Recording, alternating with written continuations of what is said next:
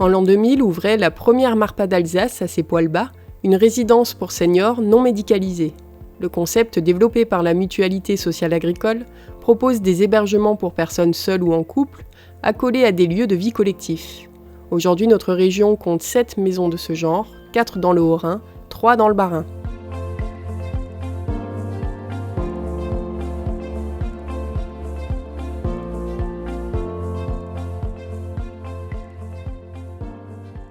Je commençais un petit peu à déprimer chez moi, dans mon appartement. Parce que ça faisait tellement longtemps que j'étais toute seule. Je faisais plein d'activités, mais malgré ça, le soir, le matin, j'ai dit il faut que je change. Et puis alors j'ai eu un contact avec ma coiffeuse qui m'a dit mais pourquoi vous venez pas ici?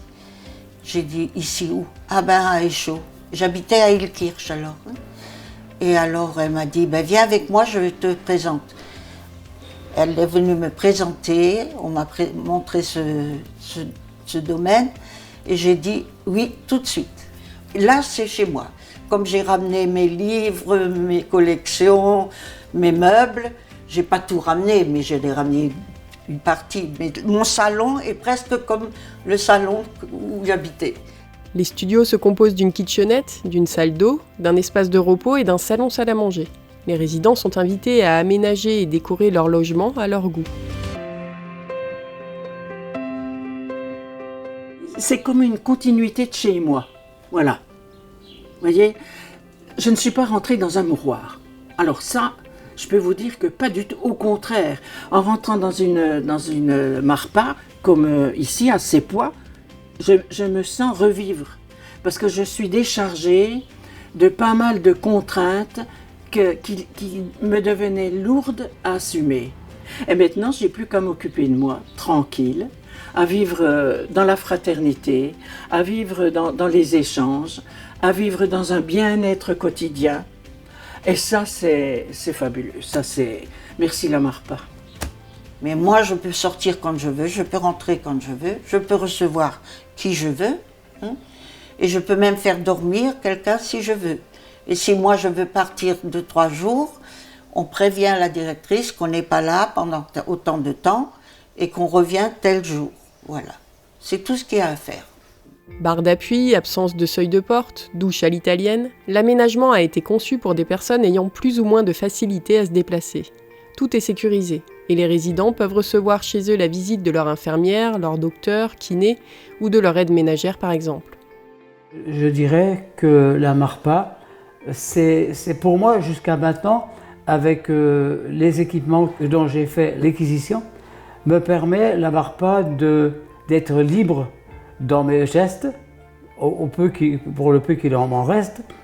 Et je cite la plupart du temps le déplacement sur un seul étage dans les locaux. Ça c'est très très important. La nuit, parce que c'est ça qui est plus très important, c'est que l'on a ce système d'alerte avec un bracelet que l'on porte en permanence pour notre sécurité évidemment. Et la nuit, une personne qui est de permanence, comme on dit, peut venir dans un laps de temps très vite. Je suis venu ici m'installer avec ma femme. Ma femme a du mal à marcher, elle avait des douleurs aux jambes et aux pieds. Et d'ailleurs, elle a été amputée de la jambe et on habitait au 2e étage. Comme elle est en chaise roulante, et il n'y a pas d'ascenseur, alors obligé de trouver un appartement en rez-de-chaussée. Mais dès que j'ai appris qu'il y avait une résidence ou des appartements de la ville, moi jamais je n'aurais quitté Huningue. Je suis un Huningois pur, j'y suis né et j'étais content, donc j'ai fait une demande et voilà, on me l'a accordé. Voilà, on est heureux comme ça et on déjeune ici à midi. Ce n'est pas obligatoire, mais c'est très bon, donc pourquoi aller faire la cuisine ou bien aller à l'extérieur? Pour moi, je trouve que c'est très bien de déjeuner ici. Ces résidences à taille humaine proposent chaque jour d'autres activités, tricot, jeux de société, ateliers de travail de la mémoire, bricolage, sport, musique. L'objectif étant de créer du lien entre les résidents, des moments de partage et d'échange.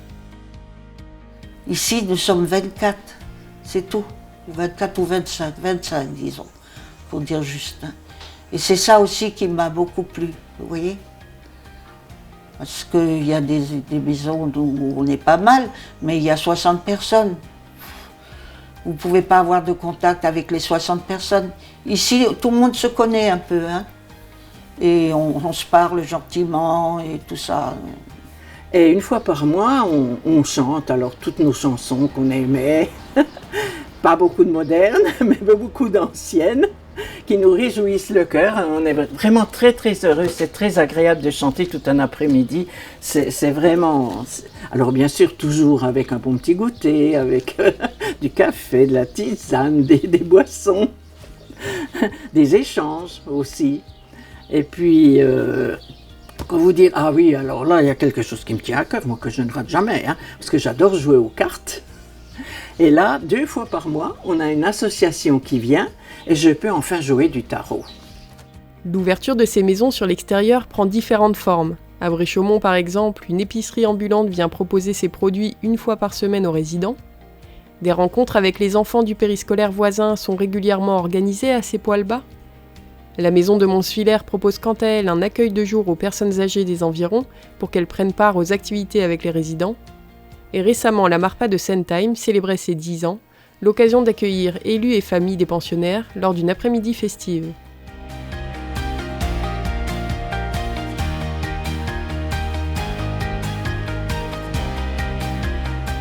L'admission se fait sur dossier sous conditions de ressources et d'autonomie.